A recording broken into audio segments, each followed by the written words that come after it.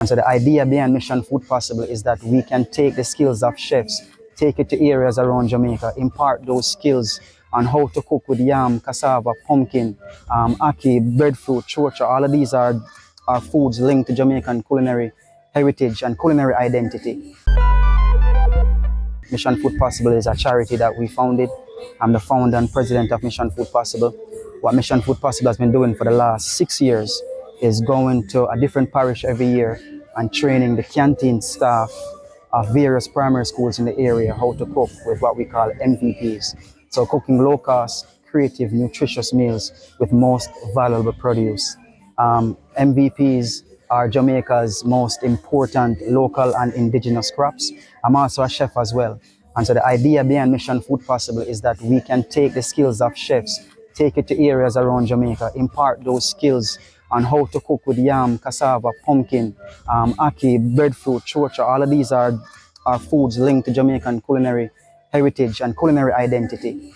And we want our canteen staff to be able to feel empowered to be creative with these dishes that will translate into the school meal programs that they are responsible for our primary school age children. I've been a part of this mission for the past 5 years, 5 to 6 years to be exact. It's a very important initiative, especially training persons who are involved with preparing meals for our students, our children. Our children are the future.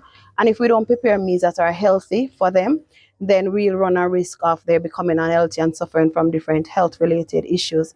As well as we are in Jamaica and we have a lot of grown crops or grown produce that we don't utilize a lot, especially our yam, our bananas, and our dasheen. And we need to teach our students how to have the connection between what they eat and farming, because agriculture is one of our biggest assets that we have. So when we train the canteen staff to utilize our locally grown produce, then they are now able to prepare dishes that are creative and interesting that the students will enjoy. And not only that, but also to help them to change their mindset as it relates to eating local produce and not just want to eat in rice and pasta every day. But even if we're doing pastas, we can do pastas from our locally grown provisions like our bananas or dasheen or our breadfruit and make the pasta. And this will also help our students to understand that farming is an important aspect to everything that we do. And farm to table is a very important concept.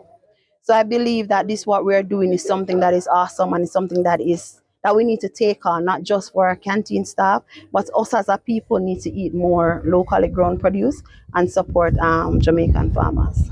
In 2018, we were featured in Forbes magazine as possible the answer to the world's hunger problem, simply because of the tool we created to measure how important a crop and a produce is to every town, every city, every village, and this is applicable around the world. And as a Jamaican, we decided to make sure we focus on Jamaica, but we do work internationally as well. This year, we're in Manchester. We're training 5 primary schools in Manchester with a reach of about almost 2,000 students. So our 5 primary schools this year is set to impact the diets of nearly 2,000 students from those primary schools. This is also our first year that we are training a primary school that caters to special needs children. So we're really proud of that this year. This work means a lot to us. We believe that food security is food security has always been an issue. And as a food security activist and as a chef, it is my personal responsibility and purpose to ensure that we do what we can with the skills that we've been given to ensure that we can positively impact the rate of food insecurity in our country. I was so happy when Mr. Peter Ivey invited me to this venture to use the MVPs, that's the most valuable produce that we have right around us for feeding children, feeding people in general. You see, using the MVPs, the most valuable produce that you have at home and in your community, is a plus for our parents and for our children. Thing is, we can find them all year round and they are affordable and they are accessible. Things like dasheen, and then you know what?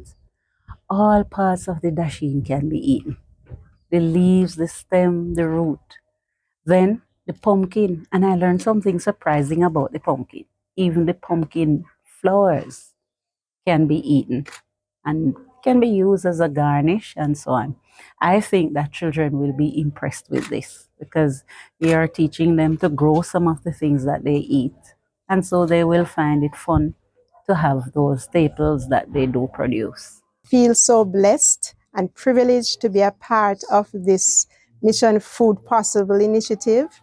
Chef Ivey has been so gracious to us in terms of including us in the training, and we know that it will benefit us greatly. Our cooks are all excited and preparing their menus for back to school, and the kids, I am sure, will appreciate the new creative ways that the food will be presented, and will probably eat more nutritiously because of this initiative. We know it will have great impact on our school and our students. As I said before, before I started this work, I was an entrepreneur. I turned the corner into a social entrepreneur when I founded Mission Food Possible, and that was partially influenced by three things you could say. When I was in culinary school, I learned two things. One, I learned that the culinary field was exploding, so there was more people cooking than ever. I also had the opportunity to learn from the United Nations that the hunger, global hunger, was also on the rise. And so the question that came to me as an entrepreneur, as a thinking person then was, well, how is it possible that more people are cooking than ever before in history, and there are more people hungry than ever before in history? That didn't make sense to me. And the third thing was, as a Jamaican, I left Jamaica when I was 17 years old. I grew up in New York City, and there I experienced homelessness, right? I experienced extreme levels of poverty, and I knew firsthand, or I know firsthand, what it feels like to not have food to eat, or to not knowing where your meal, your next meal is coming from. And I said before, I'm also a father, and so when I think about how can we stem this issue of hunger and food insecurity, I wanted to start with young people. Because if as an adult, when I was feeling hunger pains, if I couldn't focus to do anything, how can children focus in school, right? And so what they eat is important.